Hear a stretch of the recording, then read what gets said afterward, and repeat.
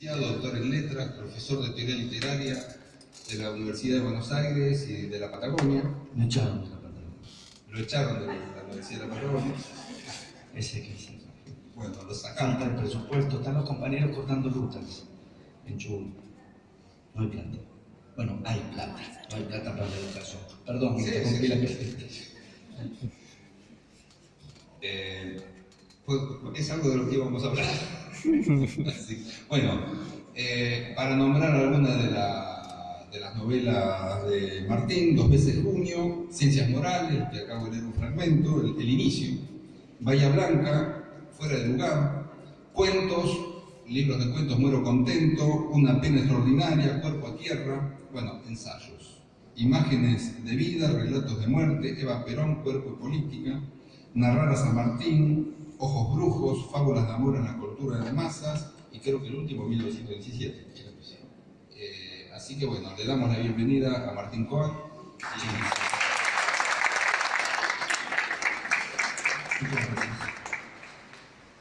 Iba a comenzar por otro lado, y para que no quede trunco esto que estabas comentando de la Universidad de Patagonia, ¿no? Si querés mencionar lo que está pasando, ¿no? Sí, conozco esa, di casi muchos años en la Universidad Nacional de la Patagonia, San Juan Bosco, sede de Reus, sede de Comodoro, y por una parte están las condiciones de precariedad y dificultad de la educación universitaria pública que se agravaron en estos últimos años. En el caso de lo que yo conozco de Chubut, a fuerza de estar años dando clase ahí, es también un agravamiento de un contraste que no es que sea exclusivo de una provincia como Chubut, pero se marca muy fuertemente, Comodoro por lo pronto, la precariedad de las condiciones de la enseñanza en la Argentina, y ahí nomás el petróleo.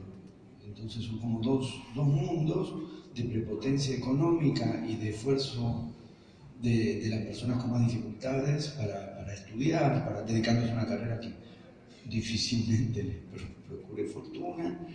Digamos, el choque o el contraste entre, insisto, la prepotencia del dinero, de las riquezas naturales, de la extracción de petróleo, frente a las dificultades del sistema educativo, que en parte son las de todo el país, y en parte, por lo que leemos en los diarios en estos días, están ahí dándose con especial gravedad. Los sueldos se están cobrando de manera despareja, irregular, con demoras. No sé cómo es que supone que no se te puede esperar que un pago entre en un mes o un tiempo después, como si valiera lo mismo. Y como si valiera lo mismo ese mismo pago. Así que si las cosas están mal, veremos si pronto están mejor. Inclusive esto que acabas de decir, precisamente para una carrera que, digamos, pareciera que no estuviera insertada en el mercado, ¿no? Y en el antecedente, yo leí por ahí que tu familia quería que estudies abogacía. Mi familia, mi mamá. Justamente por esto mismo. Sí. Yo creo que hay, por un lado, a nivel más anecdótico, si uno quiere, pero como se suele decir, la familia es la célula de la sociedad, por lo tanto, sus prejuicios, sus parámetros, expresan también cierta ideología social, podríamos decir. Cuando yo terminé el secundario, o sea, hace muchísimos años, ese secundario sobre el que Jorge leía, o sea, en 84, 85, los parámetros de una cierta cultura machista estaban todavía más acendrados que hoy, aunque todavía lo están, y bajo ese horizonte de prejuicios machistas o patriarcales, lo que se espera o lo que se esperaba o todavía se espera de alguna manera explícita o implícita es que el responsable de la economía familiar sea fundamentalmente el hombre. Se supone o se presupone que la mayor carga de responsabilidad económica en la dinámica de una familia convencional, para esta concepción machista de la sociedad, lo que se espera es que la responsabilidad económica recaiga fundamentalmente sobre el hombre. Incluso hoy en día ciertas concepciones patriarcales de la familia, por ejemplo en casos de separación, porque a veces tristemente el amor se acaba y la gente se separa, a menudo hay una especie de reparto que imagina que necesariamente el cuidado de los hijos corresponde a la mujer porque es madre y la responsabilidad económica corresponde al hombre porque es padre. que es el modelo patriarcal machista de concebir la familia. Funciona muchísimo todavía, muchísimas veces, pese a toda la lucha que estamos dando contra el machismo y contra el patriarcado. En mi familia, yo tengo una hermana que es 1 año y medio más chica que yo, y eligió el magisterio para chicos con discapacidad. Tampoco se han amasado grandes fortunas con esa pasión docente. Yo elijo estudiar letras, mi hermana elige el magisterio didáctico especial. Y si bien la preocupación por nuestros respectivos futuros, en términos de supervivencia, digamos, se planteó, apareció en los 2 casos, fue muy notable, fue muy notoria la disparidad de los grados de preocupación de mis padres.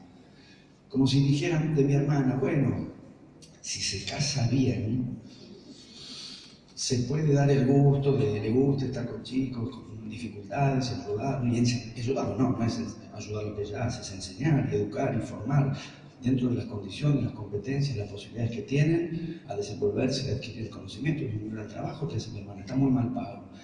Y con mi hermana la preocupación fue relativa, porque en el fondo estaba eso, pero si se casa bien, es decir, con alguien que no sea letras, la familia se va a organizar adecuadamente. Adecuadamente significa con el modelo patriarcal, con el hombre haciéndose responsable de la economía familiar, es lo fundamental. En mi caso se agarraron la cabeza, se le están soltando últimamente, más o menos vamos, las cosas van bien. Pero, claro, aparecía algo que, insisto, yo creo que es también expresión de una ideología social, para no quedar en la anécdota, porque es más que una anécdota. Uno la idea que la literatura es un hobby extraordinario, no una profesión.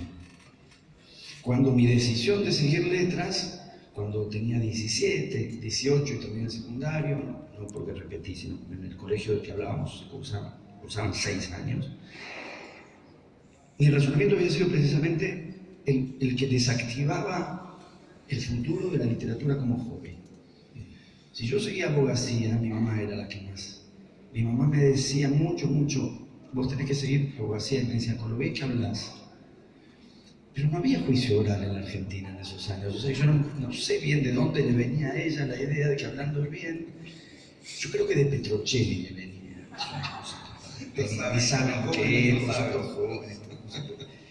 Pero tenía esa idea, total, si te gusta leer, podés leer igual. Y mi razonamiento era, supongamos, un día en mi vida de abogado, presentando lo que se llama escritos en tribunales. ¿A qué hora llega uno a su casa? 7 de la tarde, 8 de la noche. Recién a esa hora empezaría mi día de lectura. O sábado y domingo, el lector de fin de semana, o el lector de vacaciones que leen. Iba a decir en un mes, pero ya, bueno, los abogados no sé si hay abogados acá, pero no sé si hay un mes de vacaciones, supongamos que sí. Ser un lector de 2 horas al día, o de 1 hora y media al día, de un día y medio a la semana, de un mes al año, no era lo que yo quería, porque a mí leer y escribir me gusta muchísimo. Seguir, como seguí la carrera de letras, era lo que me procuraba la vida diaria, la vida cotidiana que tengo, donde paso la mayor parte de mi tiempo leyendo o escribiendo o hablando de literatura. Digamos, resumiendo, soy feliz.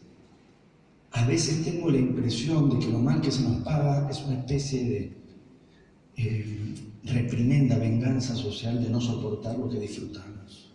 Como diciendo, doctor, ¿qué te vas a leer? Pues estás sentado en un bar leyendo y dices, tu trabajo te lo vamos a pagar mal, porque no podemos soportar que ese sea un trabajo, pero lo cierto es que lo es. Y el hecho de que uno lo disfrute no tiene que ver con que haya que pagarlo mal. Yo calculo que los neurocirujanos también disfrutarán de operar cerebros, si no harían semejante cosa, y nadie piensa en pagarles mal porque disfrutan. La verdad que la nuestra es una de las pocas disciplinas donde aparece esa idea de que como hay mucho placer no tiene por qué haber, no digo mucho dinero, algo digno, no sé por qué se aplica. O mejor dicho, me pregunto por qué, si en muchos otros casos la vocación, la pasión, el placer no desencadenan la precariedad económica como compensación, lo disfrutan, por lo tanto no hay que pagar, o no hace falta pagar mucho porque se alimenta el espíritu con la operación del cerebro, se alimenta el espíritu con el abogado, se pone que ama las leyes, la justicia, disfruta haciendo eso, igual hay que pagarle bien, a todos nos tienen que pagar bien. con la literatura en particular. Yo creo que aparece esta especie de juego de compensación, juego perverso de compensación, que es suponer que porque hay mucha pasión, porque en definitiva uno hace en su trabajo lo que otros hacen en las vacaciones. O sea, mi trabajo se parece bastante a las vacaciones de otros, pero yo no tengo la culpa de eso, ni ningún escritor, ningún lector, ningún crítico literario, ningún docente tiene que ser económicamente castigado por eso, porque es un trabajo y es un esfuerzo intelectual de formación, de constancia, de actualización. A mí me parece que tiene que ver también, preguntándome por qué funciona, con una cierta concepción metafísica de la literatura, o sea, distintas variantes de la literatura como trascendencia espiritual, que la suponen una especie de, sí, actividad elevada de cultivación de espíritu, que estaría como manchándose o como contaminándose o como degradándose si la variable del dinero aparece de por medio. Y me parece que eso es una trampa. ¿No? Sí. Pero la literatura en la escala de las cosas útiles, como para pagarla bien, digamos, casi no se ve. Exacto, porque ese es el punto a quebrar o a discutir, ese criterio de utilidad inmediata.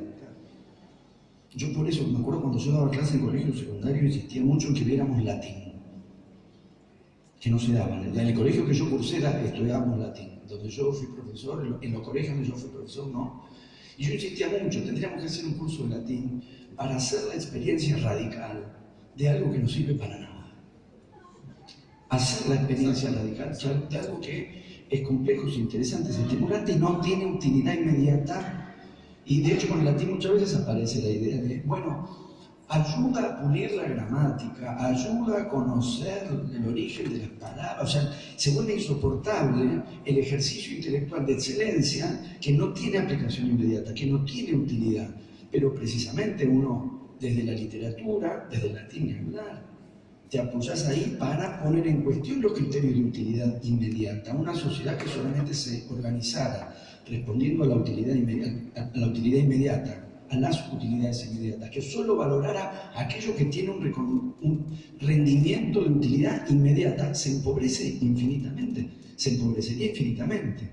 Entonces se produce una especie de división ideológica entre una realidad concreta de las cosas, donde están los saberes y los trabajos útiles, y un limbo trascendental e intrascendente al mismo tiempo, porque es trascendental e intrascendente al mismo tiempo, donde se cultivan los espíritus y donde nos alimentamos de las altas letras. Entonces nos pagan mal. No estoy hablando de una especulación en el dinero, sino estaría llevando la literatura al terreno de la utilidad. No estoy hablando de la literatura comercial, que no me entusiasma en absoluto, porque precisamente la literatura comercial o la literatura del mercado intenta hacer precisamente eso, arrastrar a la literatura al terreno de lo útil y de la eficacia inmediata.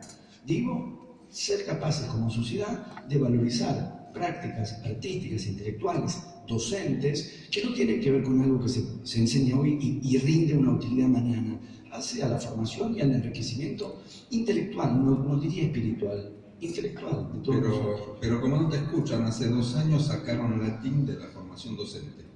Y la reemplazaron por enchufe, probablemente, sí, por práctica docente, pero una práctica que sin contenido. Hay algo que hay que balancear en la escuela media, pero porque estamos en un país pobre, porque somos un país pobre, que es la cuestión de escuelas que tienen que dar una salida laboral a buena parte de su estudiantado, cuya formación, cuya educación formal muy probablemente termine a los 17 años, si es que llega a los 17 años. Y tiene que salir del secundario con una formación útil, con saberes útiles, porque tiene que tener herramientas de salida laboral inmediatas. Porque somos pobres, porque hay muchos pobres en el país. Pero eso efectivamente produce una distorsión muy fuerte, porque tampoco podremos agarrar grandes masas de universos sociales en enormes dificultades que encuentran en la educación una posibilidad de mejorar su competencia en un mercado de trabajo y largarlos con el dativo régimen y el ablativo absoluto, porque no van a conseguir laburo con eso. Pero eso justamente es una señal del estado de emergencia en el que la encontramos. donde la educación efectivamente queda supeditada a un criterio y queda razonablemente. Pero me parece que eso habla del estado de emergencia social y educativa en la que estamos, que hay que formar a alguien en muchísimos casos, darle herramientas inmediatas para que salga con mejores recursos al mercado laboral, con lo cual no se deja de acentuar la disparidad y la desigualdad social. Una clase con mejores posibilidades, como la que integré yo, que es simplemente clase media, que tenemos la posibilidad de maniobrar con un cierto margen de recursos y de saberes, y los sectores en dificultades, cuya condición social se reproduce, dado que solamente van a poder adquirir los saberes y las destrezas que les van a permitir salir a pelear el mercado de trabajo. Entonces la desigualdad y la disparidad social es reproducida por el sistema educativo. Como bien sabemos los marxistas, en eso consiste el sistema educativo. Inclusive hay una contradicción cuando vemos que la mayor carga horaria se la lleva por un lado matemática, pero por otro lado literatura. Sí, porque la tradición pesa. Claro. Y después hay que ver, yo me dedico a eso, di clases en colegios secundarios mucho tiempo, pero después practico, digamos, trabajo en otros ámbitos donde se discuten estas cosas, en muchos casos con docentes de escuela media, que es qué dar en literatura y cómo dar literatura. Y ahí se abre todo un mundo al mismo tiempo, porque una cosa, la currícula indica una determinada carga horaria, después tenemos que ver qué es lo que se hace en esas horas exactamente. Claro. Inclusive en tu tarea como docente universitario y tu función, tu tarea de escritor, ¿cómo pueden confluir la tarea solipsista, la de la soledad, de la lectura y de la escritura, con estar hablando de teoría literaria ante gente que puede estar cuestionándote lo que nadie te cuestionaría cuando estás escribiendo en la soledad? Lo cuestionan después. Yo creo que marcas un aspecto muy pertinente, muy exacto de la dicotomía, porque a veces cuando surge esta cuestión del profesor universitario y el escritor se lo plantea en términos de compatibilidad o incompatibilidad literaria o intelectual, como si hubiese un enemigo, ¿no? Como si el escritor y el crítico literario fuesen enemigos, o se supone que son enemigos. Muchos escritores lo piensan así. Yo no estoy de acuerdo, y voy a decir algo más vehemente, digamos, seamos amables. Yo no estoy de acuerdo con el escritor que imagina al crítico como una especie de rival o de agresor, el crítico como un resentido que no lo va a saber valorar. Eso les dura hasta que un crítico habla bien de ellos, ahí se les desvanece eso inmediatamente y pasan a decir, qué bueno. O sea que el criterio no es firme, o la idea de que un crítico literario, esa definición para mí muy equivocada, aparece con frecuencia, la idea del crítico literario como escritor frustrado, que no me convence en absoluto, estoy absolutamente en contra. No podría un crítico literario ser un escritor frustrado, dado que es un escritor. Escribe sobre su lectura. Exacto, escribe sobre sus lecturas, escribe sus lecturas. Y algunos críticos literarios como escritores son muy extraordinarios, porque producen un efecto estético y logran una intensidad verbal enormísima. Hay muchos críticos literarios que para mí son mucho mejores escritores que algunos novelistas o algunos cuentistas, que sin embargo sacan pecho como escritores y señalan la supuesta frustración del crítico. Hay críticos que escriben extraordinariamente bien y escritores que no tanto. O sea, para mí son todos escritores que escriben géneros distintos. Entonces, pensé que primero, pero apuntaste a un punto mucho más lúcido, a mi entender, que no es la presunta antinomia o incompatibilidad intelectual o literaria, porque para mí no existe. Yo soy crítico literario, soy profesor, escribo novelas, escribo ensayos, escribo cuentos, todo eso convive, no hay conflicto, ni siquiera hay que compatibilizar, porque uno tiene que compatibilizar lo incompatible. Esto no es incompatible, ni siquiera lo tengo que compatibilizar, coexisten. Pero lo que vos, Marco, subrayás, sí es una condición en la que el contraste es grande. La lectura es una práctica solitaria. Lo que vos haces con tu trabajo, lo que estuviste haciendo recién, es volver sobre una tradición previa a ese invento formidable que se llama libro, que es alguien que narra oralmente, cara a cara, que transmite desde la oralidad un relato. Lo hace valiéndote del artefacto libro, pero el formato es el del fogón, digamos, ¿no? Unimos alrededor del fogón y se cuentan historias y se oyen historias. Esa recepción colectiva, como sabemos, fue transformada por la aparición del libro y por la alfabetización más o menos ampliada de la población. El libro está hecho para que lea uno solo. Uno cogotea el diario cogotea libros en el subte, sí, pero el verbo ya lo dice, cogotea, nadie dice vamos a leer este libro, uno lo pone acá y el otro se asoma de atrás. El libro está hecho, la lectura está hecha para la soledad. Después promueve, sí, hay talleres de lectura, hay lecturas colectivas, uno se encuentra, conversa, socializa lo que leyó, pero la lectura es solitaria y la escritura tanto más. Del mismo modo, uno después puede leer los textos que uno escribe, generosamente son leídos en público, se escuchan, circulan, uno va a lugares, se encuentra con gente, yo mismo lo estoy haciendo ahora, conversamos, pero la escritura es una experiencia de soledad y de aislamiento.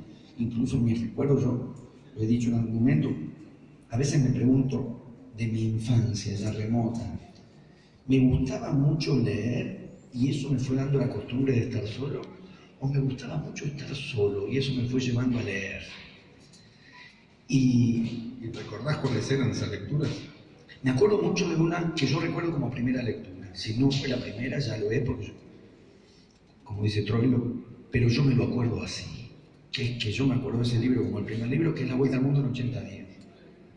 De Verne, si no recuerdo mal, ediciones Sigmar, con ilustraciones. Fue un libro que me impactó muchísimo. Yo creo que capaz que lo reconstruyo retroactivamente, pero recordar es eso, es inventarse uno un pasado de manera retroactiva.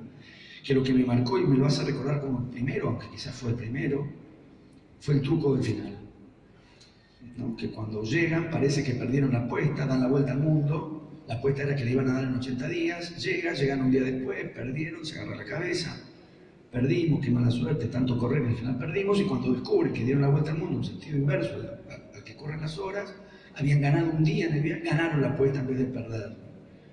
No fue me parece que fue la percepción de que hay un truco, de que hay un artificio, de que narrar es producir un efecto, un sobresalto, algo inesperado, es hacer algo que no es simplemente contar así sin más, es disponer un artificio para producir un efecto. Digamos, el artificio de crear, estabilizar un final negativo, apesadumbrado, y una vez que el lector se acomodó a eso, hacerlo girar y hacerlo, ¿no? Cobrar el carácter exactamente inverso. Yo creo que fue la idea de que hay técnicas para narrar, de que hay formas para narrar, de que hay trucos para narrar, lo que me impactó en ese libro y que me fue acostumbrando a la soledad. Más al tenis, en el fútbol, arquero. En el tenis, frontón. Y la docencia, que eso apuntaba a tu pregunta, que es muy exacta, porque la docencia que me apasiona absolutamente, disfruto muchísimo yo de dar clase. Es raro porque efectivamente es una experiencia colectiva, de interacción. Pero estás solo a la vez, también estás solo. Sí, a veces doy clases, son más de 100 estudiantes.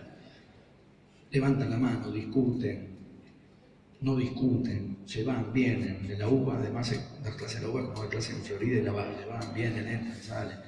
Pasa un poco eso, pero es una experiencia intensísima, que es comunitaria en un sentido y no deja de ser una práctica en la que en definitiva ahí adelante estamos. Sí, estuvo Elena Vinelli antes. Me la crucé y no me pude, tenía un asunto que hacer justo antes muy, muy importante, que salió bien, se lo hace. Bueno. No sabía yo. La gente que está acá probablemente tampoco. Se restablece la tradición histórica, no puede parar. Una vez, no puede parar. Sí, perdón. No, y bueno, con Elena tenemos un fanatismo por respiración artificial de Pilia, ¿no? Ya que estamos en la drogué para decirlo. Y en Respiración Artificial, una novela que habla de la experiencia, ¿no? Como la remanida idea de narrar experiencias, ¿no? En esa novela hay una anécdota en donde cuenta Tardeschi sobre Marconi, que escribía en un diario y una lectora lo escribía, ¿no? Y escribía poemas, y nunca se involucraba con los lectores hasta que la convocó un día que él necesitaba hablar con alguien, la llama por teléfono y le dice, véngase para acá ahora mismo. Y la mujer fue. Y narra la experiencia de ver una mujer muy fea, Parece que el hombre tiene que una pregunta escribía que hacer. unos poemas hermosos y que se dedicaba a bordar manteles. Y esos poemas eran insuperables. Y ella le planteó precisamente que ella no tenía vida, no vivía, solamente bordaba los manteles. Y si sin vivir, ¿cómo se puede escribir, no? Entonces, el personaje Marconi le dice, dedíquese a bordar manteles y no escriba, la escritura no es para usted, porque tiene que vivir, ¿no? El otro personaje le pregunta, dice, ¿pero cómo le vas a decir eso? Y dice, si esta mujer escribe y publica, nos quedamos todos sin laburo. La experiencia en la literatura, algo que siempre se cree que hay una autobiografía detrás. Sí, es tremendo eso. Es muy difícil revertir esa premisa. Es muy difícil que te crean que algo no es autobiográfico. Yo además que no he escrito nada autobiográfico. Nunca nada de lo que yo he escrito hasta ahora es realmente autobiográfico. Pobre los escritores de policial. Casi todos, en verdad. Yo tengo la idea, como lo que hablábamos en un principio, cuando algo está socialmente muy establecido, aunque uno lo considere equivocado, yo lo considero equivocado, uno no deja de preguntarse por qué. Yo tengo la impresión, por lo menos esa premisa es muy fuerte y existe históricamente desde hace mucho, pero yo tengo la impresión de que se agravó en la medida en que cada vez más la figura de los escritores está por encima de lo que ellos mismos escriben. Y la presencia de los escritores está por sobre la presencia de los libros. Y el trato con los escritores está por encima de la lectura de sus textos. Entonces, quien va a leer va a buscar al escritor, porque parecería importar más el escritor que la literatura. Como si uno dijera, la literatura por sí misma no me interesa, pero si ahí puedo conocer a alguien, entonces sí. Y en 9 de cada 10 casos lo que un escritor escribe es más interesante que el escritor. Inclusive hay programas de televisión que pueden dedicarse a la literatura, que tienen esa posibilidad, y muchas veces es, ¿cómo se te ocurrió esta historia? La pregunta. Las respuestas son siempre triviales, no pueden ser sino triviales, porque tenemos vidas triviales. Hay una concepción de la literatura socialmente muy fuerte, que le concede una dimensión metafísica o trascendental o espiritual, entonces se habla de inspiración, con mayúscula, y de las musas, con mayúscula, y esas versiones enaltecedoras y solemnes para mí son tramposas. No hay inspiración, se te ocurre una idea, es tan simple como eso, se te ocurre una idea. No es como cómo fue la inspiración para, qué te inspiró, todo con mayúsculas. No, se te ocurre una idea, y aparte no se te ocurre con la figura habitual, ¿no? La lamparita que se enciende, un destello, nada, la vas maquinando, se te ocurre un pedazo de idea, te queda ahí dando vueltas, la pulís, la dejás, la volvés. Se te ocurre una idea que está más o menos, pero después se te ocurre una que ayuda a ajustar a la otra. Una vez, esto se está grabando, ¿no? Va a salir grabado, ¿no? Pero si no, les cuento una cosa. Una vez ligamos, éramos varios, una invitación de una semana al Yao Yao, Bariloche, con todo pago. El Yao Yao, que es a cuyo portón nos llevaban mi mamá, mi papá, mi hermana y a mí, para que viéramos la gente de dinero donde iba. Incluso cuando el hotel estaba abandonado, que estuvo abandonado mucho tiempo, nos asomábamos a ver. Y de pronto ligamos. Una semana ahí, yo creo que supone un año de salario universitario. Yo trabajaba un año para estar una semana ahí. Invitado. Las comidas también, porque es caro comer ahí. Otro año más. El segundo, otro año, el otro cargo docente para pagar cena y merienda o alimentar por manzanas hay, como es. Pero puede vivir una semana, bueno, sí, tenés que vivir una semana manzana.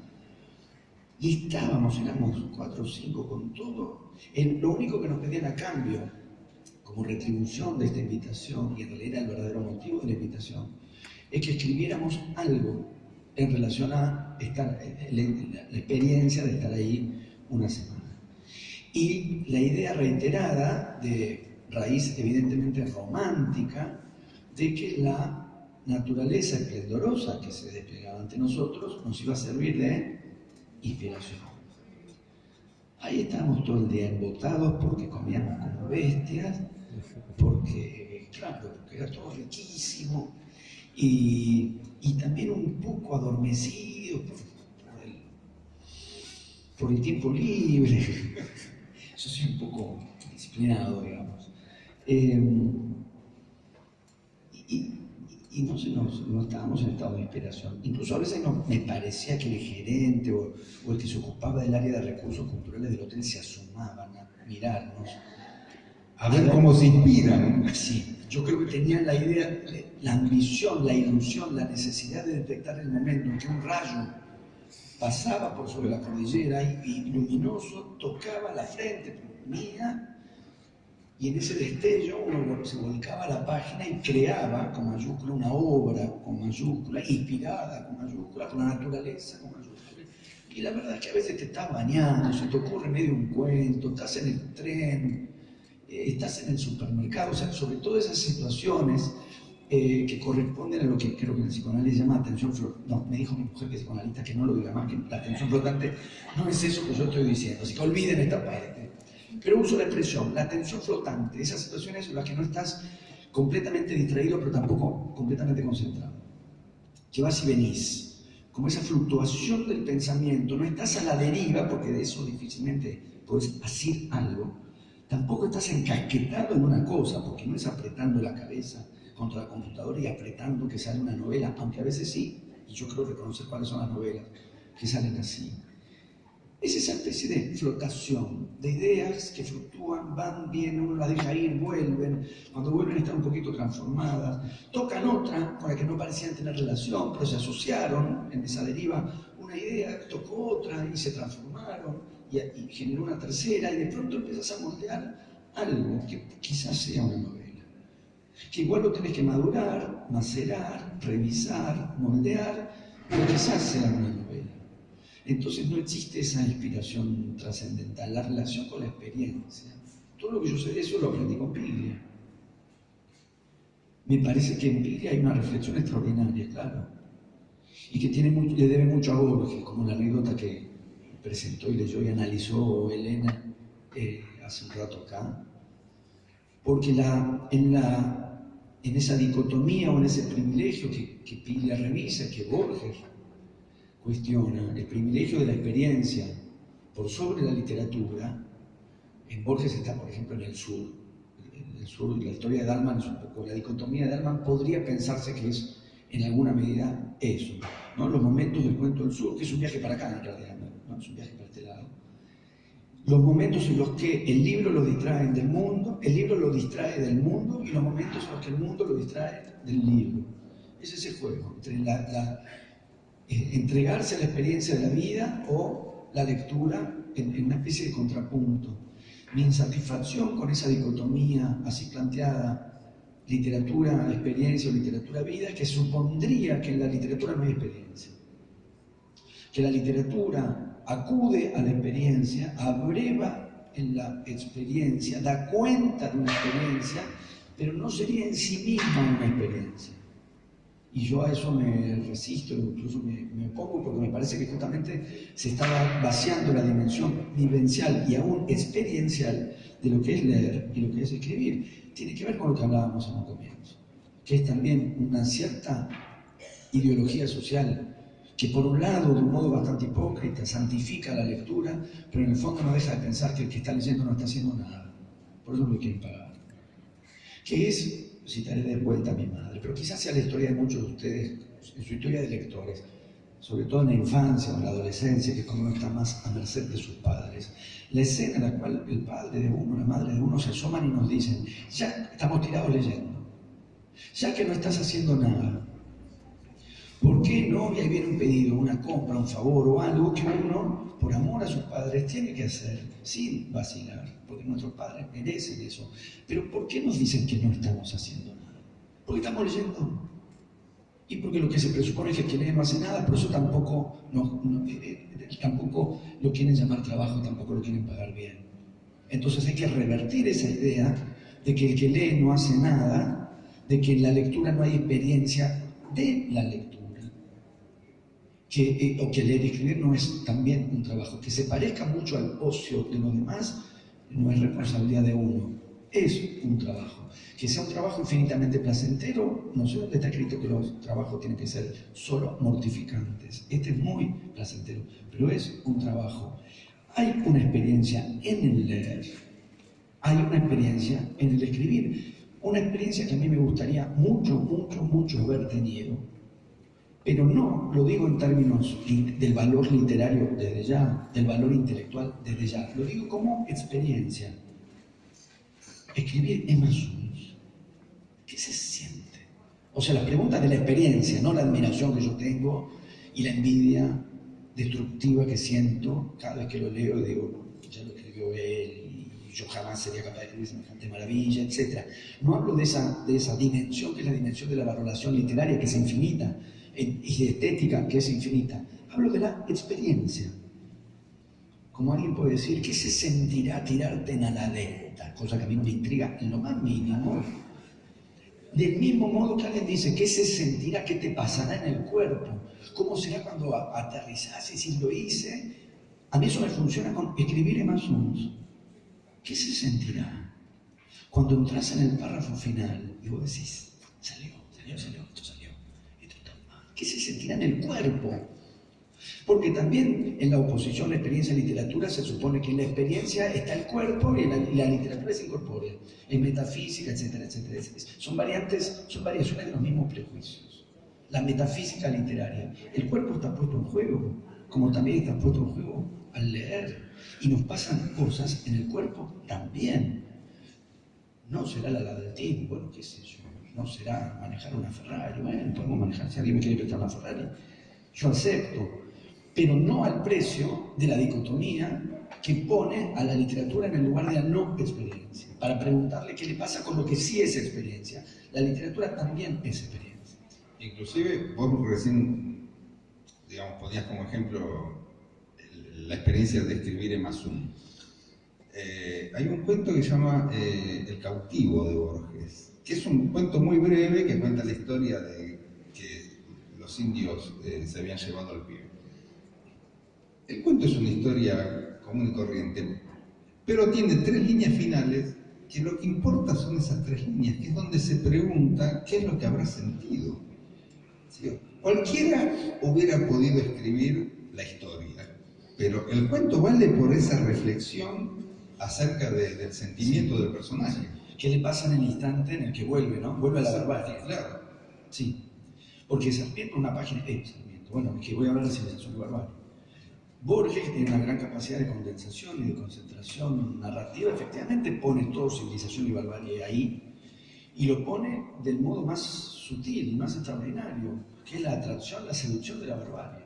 Porque está también en la historia de Guerrero y la cautiva, está también ahí.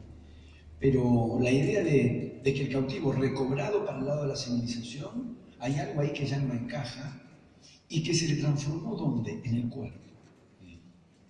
Otra vez, contrariamente a las lecturas o a la insistencia de Borges como el escritor incorpóreo, metafísico, etc., cada vez más voy encontrando en los textos de Borges, en la sucesiva lectura de los textos de Borges, una dimensión de un saber de los cuerpos y de la materialidad de los cuerpos que me vuelve desconcertante la idea del escritor inmaterial, incorpóreo y puramente espiritual, porque lo que Borges inscribe en el cautivo es la dicotomía y la tensión de civilización y barbarie en el cuerpo de un niño, que es el indio de ojos celestes. Eso es extraordinario. El indio de ojos celestes en descripción corporal y física de la dicotomía civilización y barbarie. Para mí eso se trasladó a Rodrigo, el cuartetero, que era el indio de ojos celestes, porque a diferencia de la Mona Jiménez, que es mona, y que tiene un éxito en Buenos Aires, que nunca alteró su inscripción y su pertenencia en Córdoba, y de hecho creo, no sé si hay cordobeses o cuarteteros o ferneteros acá, me dirán si me estoy equivocando, pero la película de Rodrigo me parece que también lo refuerza. La Mona Jiménez es un fenómeno de Córdoba que rebota en Buenos Aires. Rodrigo se viene para acá. Se viene para acá. Entonces mantiene ciertas cosas de Córdoba, por supuesto, y trae el cuarteto, lo trae y no vuelve. Y en realidad me parece que produce más bien una mixtura. Produce una mixtura. Es la figura apreciable para la codificación de los consumos culturales de Buenos Aires y al mismo tiempo mantiene las características musicales corpóreas de ese imaginario del mundo popular expresado por la música popular, en este caso del cuarteto. Y me parece que esa mixtura que él hace, a diferencia del movimiento que hace la Mona Jiménez, a mí siempre me hizo pensar en El Cautivo. Buenos Aires y el interior, no estoy diciendo yo que eso sea civilización y barbarie, me estoy remitiendo a Sarmiento, pero la historia argentina no. Ha sido narrada por Sarmiento, lo que dice Piglia, todo esto es Piglia también. Así que sí, me parece que es interesante interrogar esas figuras y esos cuerpos. Pero otra vez, entonces ahí hay una experiencia en lo que le pasa al cuerpo y en la narración. Narrar. Efectivamente, la narración se nutre de la experiencia, lo que ha trabajado Piglia, lo que ha trabajado a partir de Benjamin, del texto como el narrador de Benjamin, que Piglia traía siempre a colación. Al mismo tiempo, vos lo sabés porque trabajás de eso, narrar es una experiencia. Y escuchar una narración es una experiencia. No es solo asistir al relato de algo que se vivió, uno también está viviendo algo. Sí, bueno, a mí me pasa, yo no puedo escuchar que me lean y yo no me iría a ver nunca. Así que en esto de la experiencia, inclusive en Respiración Artificial, hay un personaje que cuenta cuando lo fue a visitar a Joyce. Y Joyce es un tipo que no habla. Es un tipo que, o sea, el otro está imaginando que va a escuchar expresar con lucidez muchas ideas, y entra a la casa y están friendo riñones, ven a la hija de Joyce y él responde con monosílabos a las preguntas que le hace, y por último se queda 15 minutos callado, o sea, mirándose y termina la entrevista, de esa manera. ¿Qué experiencia se puede ver en Joyce para transmitir a la literatura? Evidentemente ninguna, si esa es la vida. Exacto. ¿No? Es la experiencia del lenguaje. Joyce es el ejemplo máximo, que es que la experiencia es el lenguaje. Pero a mí me parece el ejemplo máximo. Beckett podría ser otro de los ejemplos máximos, de que nos ponen en condición de tener una experiencia del lenguaje y con el lenguaje. Y el lenguaje deja de ser un instrumento de transmisión de la experiencia para ser una experiencia. La literatura, en definitiva, es esa. Estamos remitiéndonos a los paradigmas más radicalizados de la escritura literaria, pero en definitiva están expresando algo que podríamos decir de todo texto literario. Es hacer del lenguaje no solamente un instrumento de comunicación, que no deja de serlo, pero lo es por fuera de la literatura también. Y todos sabemos que cuando leemos literatura o escribimos literatura no se trata de lo mismo que en la vida cotidiana, y en un punto uno podría decir, entre las diferencias, si uno quisiera decir, bueno, una diferencia posible me parece que pasa exactamente por esto. En la vida cotidiana usamos el lenguaje sin experimentar el lenguaje como tal. O sea, usamos las palabras sin percibirlas como palabras. Yo, dando clases, pongo siempre el mismo ejemplo, que es sonso, pero quizás, espero, ilustrativo. Cuando estoy en el aula, yo digo, supongamos que entra chiflete, que también es una palabra que ustedes son jóvenes no conocen. Entonces yo digo, uy, quedó la puerta abierta, cierra, entonces alguien va, cierra. Puerta y abierta, riman. Puerta y abierta, riman. Cosa que si entra chiflete, lo que yo quiero que cierre, no tiene ninguna importancia esa rima. Ninguna, pero lo que yo quiero que cierre es la puerta, no. Es más, yo mismo no percibo que cuando digo rima, estoy diciendo que las palabras tienen forma. Que además de lo que expresan, puerta y abierta y chiflete, además tienen forma. Las palabras en su forma, el lenguaje como forma, la materialidad que permite la experiencia del lenguaje como lenguaje, queda suspendida en el uso instrumental, en el uso cotidiano del lenguaje, porque si no nos psicotizamos. A veces tenemos destellos, porque en el uso reconocemos una palabra. Un día dije, la cortina viene de corta, y quedé como tildado, pero puede quedar tildado. Porque si te dicen corre la cortina y vos quedás cortina, es corta, ¿no? ¿Qué es eso? No funcionaría en la realidad del mundo. En la realidad del mundo usamos el lenguaje sin percibirlo como lenguaje. Lo usamos para comunicar, para pedir, para todo lo que lo usamos. Al precio, la manera en que el lenguaje funciona es que no lo percibamos en tanto que el lenguaje, si no, no podemos vivir. Al mismo tiempo, yo diría la literatura, sin dejar de eventualmente transmitir, expresar, narrar, etc., sí nos pone en esa condición. En la literatura sí importa qué puerta y abierta arriba, es lo que más importa en un punto. Eso de por sí no significa nada porque nos puede ayudar a resolver un soneto y venirnos bien, o puede producir una cacofonía al interior de una oración y nos está planteando un problema. No sé, depende del caso. Lo que no puede dejar de pasar es que yo perciba esa sonoridad y esa forma, porque la literatura en gran medida consiste en eso. Que las palabras que en la vida cotidiana usamos sin percibirlas como palabras, en la literatura las percibimos como palabras. Me pasan una pregunta. Todas las... ¿Quién? Rubén Darío, no entiendo el apellido, si es Lampos, Campos o Lampes. Pero, Campos. Docente de SADE, Sociedad Argentina de Escritores. Bueno. Dice, para volver al tema, a la formación de los alumnos, se debería transformar el diseño curricular para incluir actividades que puedan incluir a todos los integrantes de la institución para mejorar la educación. ¿Le parece posible un cambio evolutivo en la educación? Con los actuales presupuestos educativos no.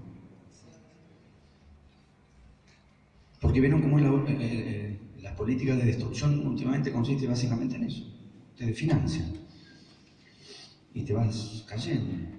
Se había hablado de incluir en 2014 un diseño que se había lanzado, que después quedó encajonado, un diseño curricular que era la inclusión total de todos los integrantes de las instituciones para poder manejar la calidad de educación, pero bueno, quedó en la nada. Mire, Y hay algunos colegios, yo he trabajado en la periferia, que están tratando de hacer lo que se llama la educación emocional, no sé si con las